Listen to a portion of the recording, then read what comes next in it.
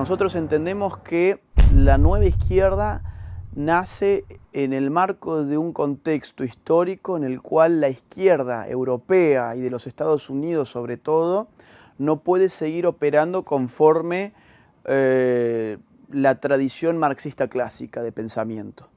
No puede hacerlo porque esa tradición apelaba justamente a la lucha de clases. Las clases sociales son, digamos, grupos sociales cuya definición está anclada en el lugar que los individuos ocupan en el sistema productivo, es decir, en la economía.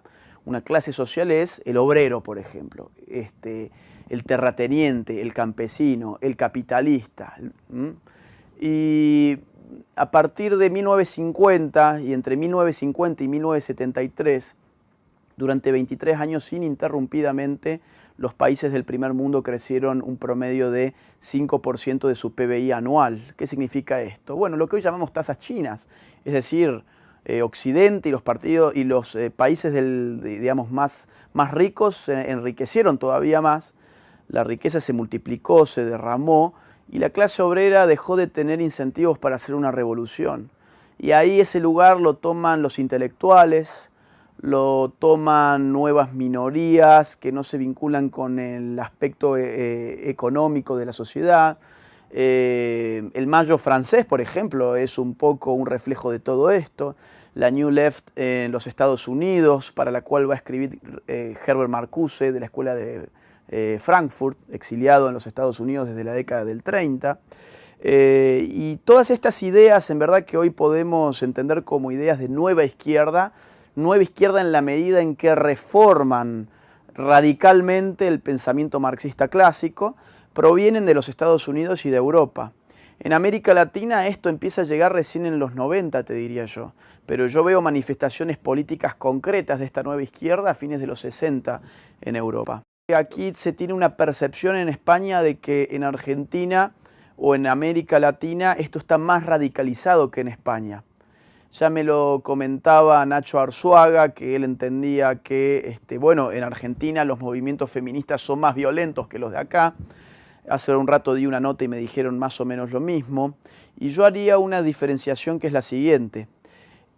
Yo tengo más miedo al Estado español que al Estado argentino en cuanto a su represalia por cómo yo me exprese aquí.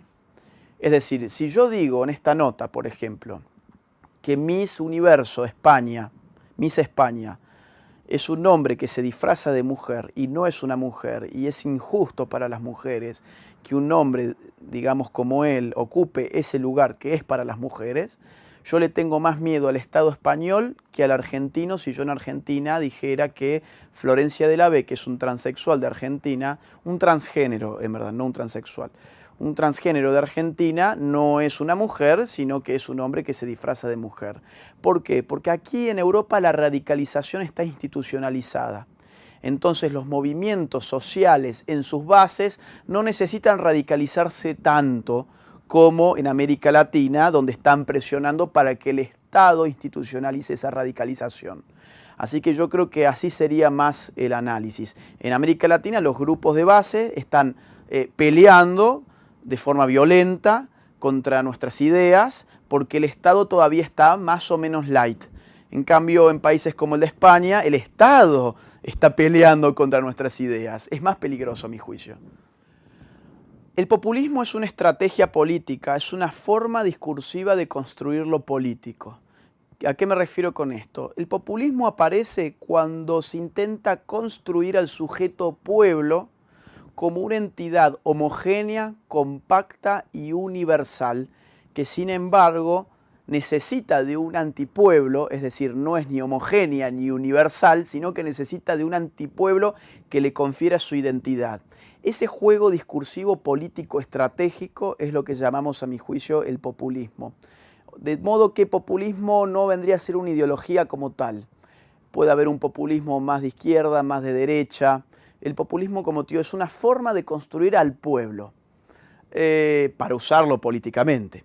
Entonces, cuando hablamos de nueva izquierda, yo te diría, estamos hablando de una ideología que busca crear nuevos tipos de conflictos para utilizarlos políticamente, siendo esos conflictos no anclados en las disputas económicas, sino en las disputas culturales.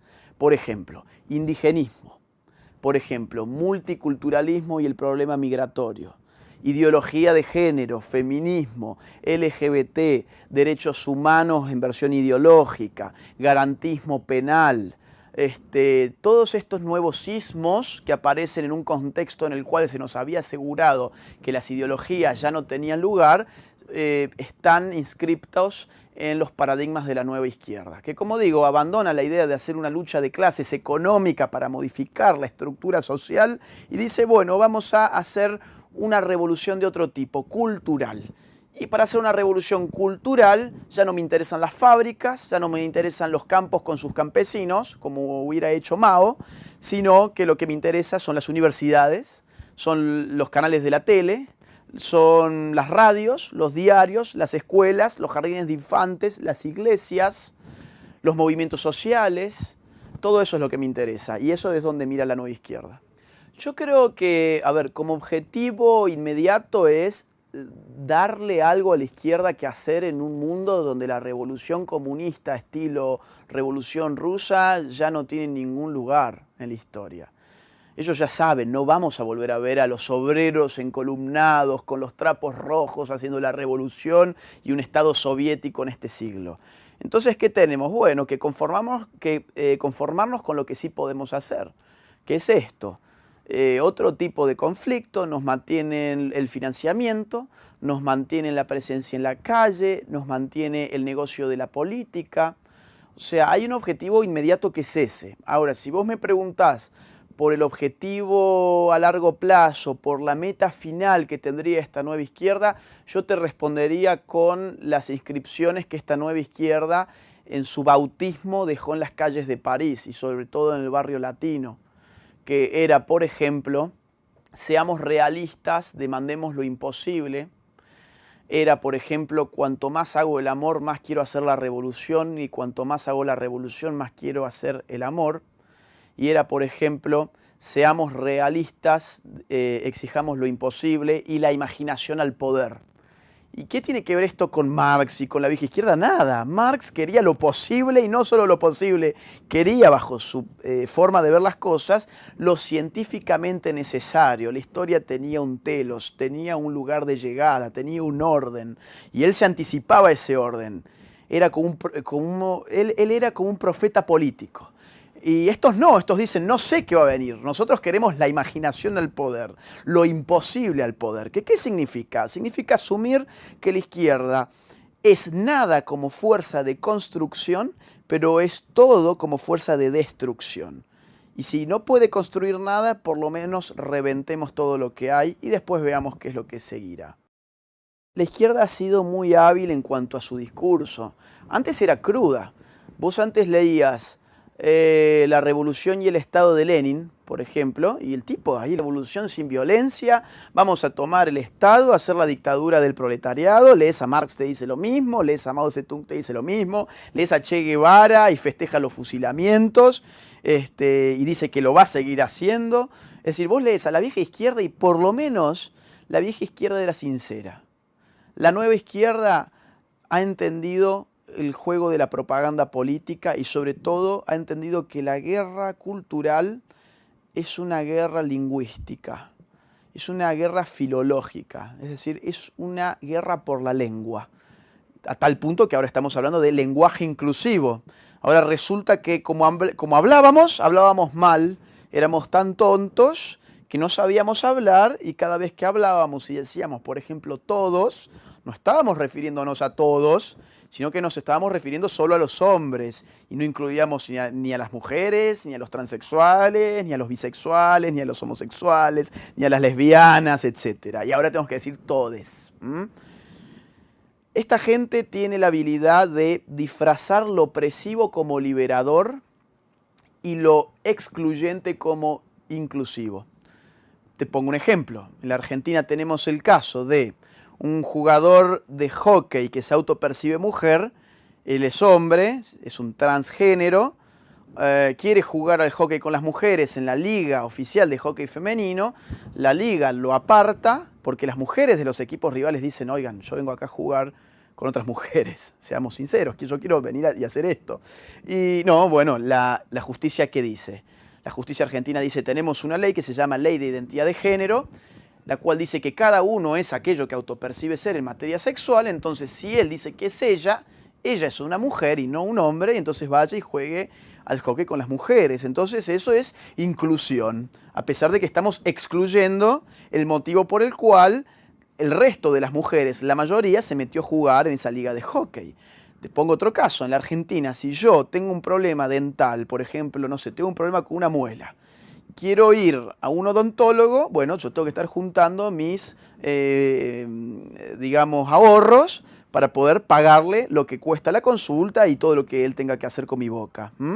Ahora bien, si yo digo, yo no soy Agustín, yo soy Agustina, voy al Estado, firmo un par de formas, me da mis hormonas, ¿para qué? Para que no me crezca la barba, para que se me afine la voz, y si yo quiero también me financian el mal llamado cambio de sexo, que es que me rebanen los genitales.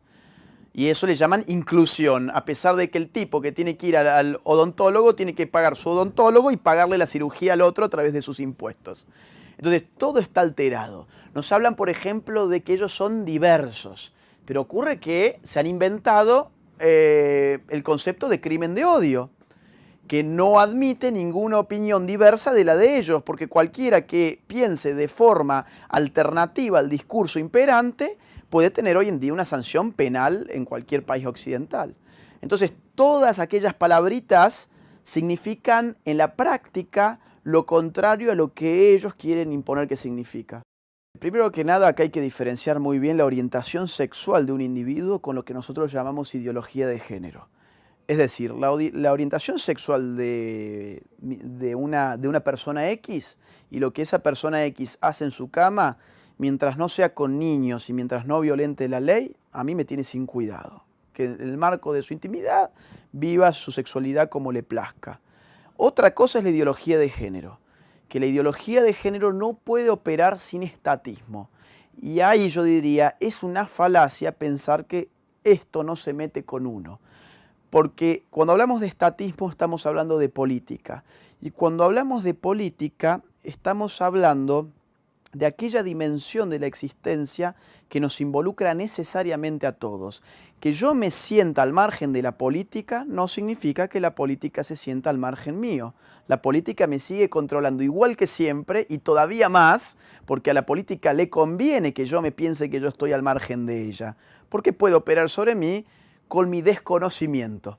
Entonces las personas que dicen, no, a mí no me interesa esto, mientras no se metan conmigo, yo no tengo nada que hacer acá, yo les diría, ya se están metiendo con vos, porque ya están en la política y están utilizando al Estado para hacer obligatoria su ideología.